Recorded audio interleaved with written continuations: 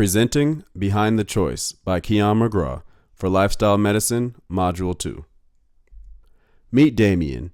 He's in his late 20s and works full-time as a counselor at a public elementary school. He lives in a city neighborhood that is several miles from the closest grocery store.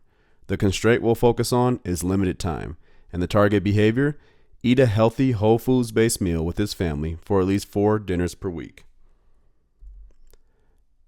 Damien's time is limited because he has a 45-hour work week with a 45-minute commute each way, and once he gets home from work, he takes over the domestic duties so his wife can rest. She has just given birth to their second child and is often fatigued from caring for their newborn daughter and 3-year-old son while he's at work. This leaves little time for preparing meals. Often the only variety in their dinners is based on whether Damien stops at McDonald's on his way home or orders Pizza Hut once he gets there.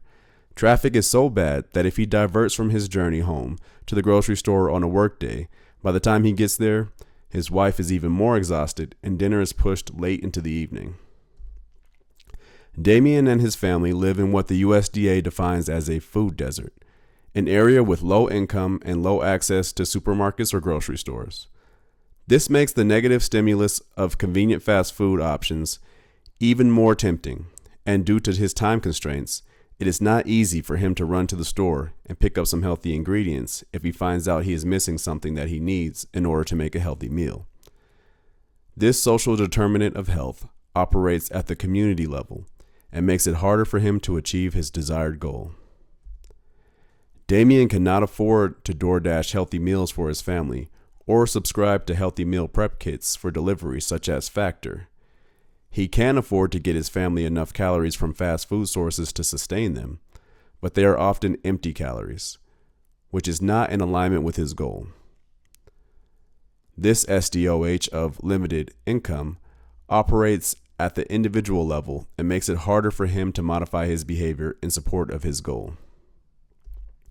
Damien took a lifestyle medicine and nutrition course in college and understands the basics of nutritious whole foods-based meals created at home. This knowledge also serves as a motivation for him because he understands how beneficial a healthy diet will be for his family. This SDOH of education level operates at the individual level. His education makes it easier for him to reach his healthy behavior goal. The social ecological model applies to this scenario in the following ways. As an individual, Damien has the knowledge that eating a healthier diet would be beneficial for himself and his family. As a father and husband, his immediate relationships involve love, care, and consideration, as well as the role of primary provider. This amplifies his sense of duty to make this positive behavioral change. His surrounding community is a food desert, which acts as a barrier to achieving his goals. Society at large does not have policies in place that have adequately prevented his neighborhood from being without a grocery store. The concept of built environment/access applies to this scenario in the following ways. Damien's community environment does not provide him with access to a grocery store with whole foods options. He has to completely leave his neighborhood in order to find healthy ingredients for his family. This exasperates the limited time constraints that he already has to operate within. There are, however, multiple options for less nutrient-dense foods in his immediate area, which increase the likelihood that he will choose them instead to save time and be able to support his family with his presence.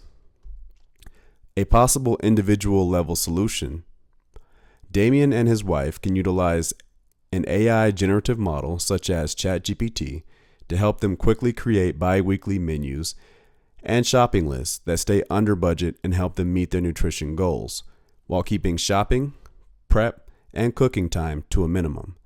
Damien or his wife can shop for 2 weeks every other Saturday. Damien can use his knowledge acquired in college to verify the accuracy of and edit the generative solutions. A possible upstream level solution: a policy can be put into effect that incentivizes grocery store businesses to open new locations closer to food desert communities. For instance, public land could be leased to grocery stores for below the standard market rate if they agree to maintain operation for a certain number of years. This scenario taught me that even a nuclear family has challenges when it comes to providing everything that they need for themselves and their children to have a healthy lifestyle. There are multiple real-world factors that act as barriers, even when one might have the knowledge needed to make healthier choices. When I was considering the specifics of the goal I wanted to create for Damien, I realized that the goal doesn't have to equal perfection. By starting with the goal of 4 days per week, the family can learn and adapt along the way.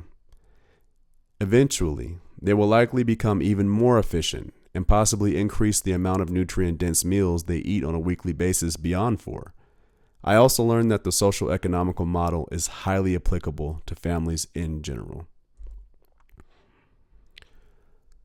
Some neighborhoods have many more resources.